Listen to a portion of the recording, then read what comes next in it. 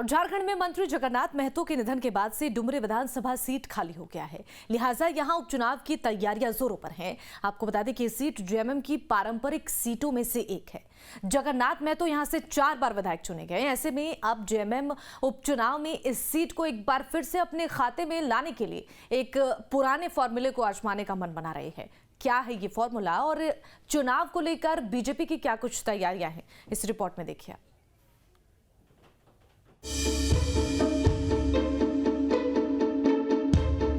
झारखंड में अब डुमरी विधानसभा उपचुनाव के लिए पार्टियों ने तैयारियां शुरू कर दी हैं। उपचुनाव की तारीखों का भले ही ऐलान न हुआ हो, लेकिन सत्ता पक्ष और विपक्ष अपने अपने तरीके से रणनीति बनाने में जुट गई हैं। ये उपचुनाव इसलिए भी खास है क्योंकि हेमंत सरकार एक बार फिर अपने पुराने चुनावी फॉर्मूले को आजमाने की कोशिश कर रही है। दरअसल टाइगर दा यानी जगन्नाथ महतो के निधन के बाद ये सीट खाली हुई है। ऐसे में संभावना जताई जा रही है कि जगन्नाथ महतो के बेटे को जेएमएम उत्तराधिकारी बना सकती है, यानी अखिलेश महतो को पहले ही मंत्री बनाकर बाद में उन्हें चुनाव लड़वा सकती है। जेएमएम का ये फॉर्मूला इससे पहले मधुपुर विधानसभा उपचुनाव में सफल हो चुका है, जहां तत्कालीन मंत्री हाजी हुसैन अंसारी के निधन के बाद उनके बेटे हफीजुल हसन अंसारी को मंत्री बना दिया गया। हफीजुल उस वक्त विधानसभा के सदस्य नहीं थे। बाद में विधानसभा चुनाव में हेमंत सोरेन ने उन्हें अपने दल झारखंड मुक्ति मोर्चा से प्रत्याशी बनाया और जिताया भी। हालांकि पार्टी का यह फैसला रिस्की था, लेकिन ये सफल रहा और एक बार फिर हेमंत सरकार ये तरकीब आजमाने में जुटी हुई है।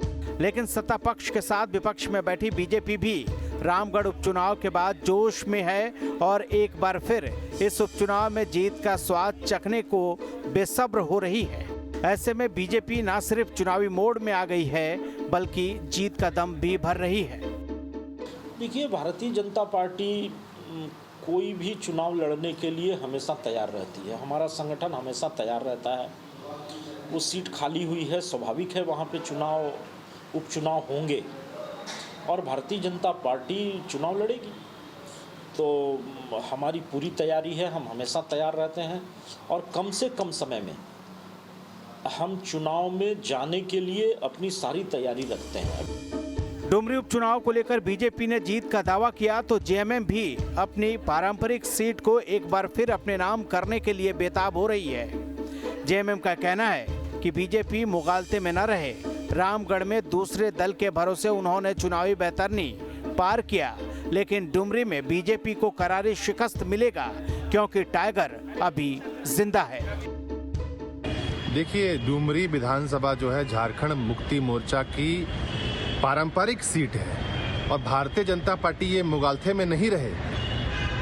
रामगढ़ में दूसरे दल के भरोसे उन्होंने बेहतरनी पार की, लेकिन यहाँ पे करारी शिकस्त मिलेगी और टाइगर अभी जिंदा है।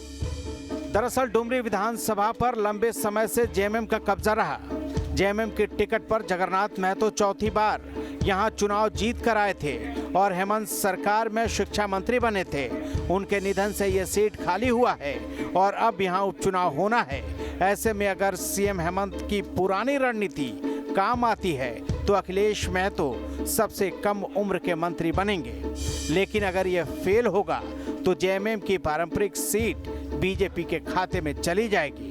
अब नतीजे क्या होंगे इसका पता तो सिर्फ चुनावी अग्नि परीक्षा के बाद ही पता चल पाएगा।